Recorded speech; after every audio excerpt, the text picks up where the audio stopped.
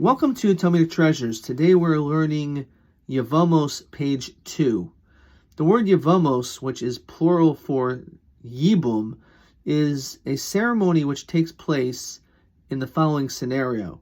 If you have a man and woman who are married, and they do not have children, and the man tragically dies, in order for the name of this man who has passed away to be able to continue for future generations, the Torah prescribes that this man's brother should actually perform Yibum, which is a form of marriage to this widow, to this woman whose husband had just died.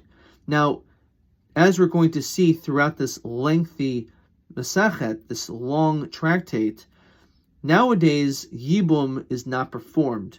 Rather, a ceremony called Chalitza, which we'll discuss at greater length, but it's a ceremony which will remove them from this obligation of Yibum. In fact, it's not something that is done anymore. That is, we do not have this ceremony of the marriage of the brother to this woman whose her husband just died.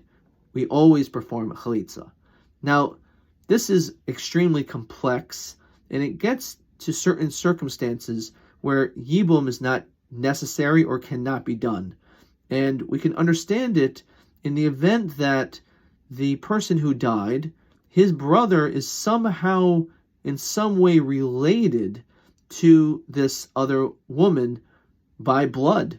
And if that's the case, certainly he would not be able to marry her. So, for example, the Torah actually allows an uncle to marry. So in the event that you have, for example, two brothers, Reuven and Shimon, and Reuven was the father, and his daughter, Sarah, decided to get married to Shimon.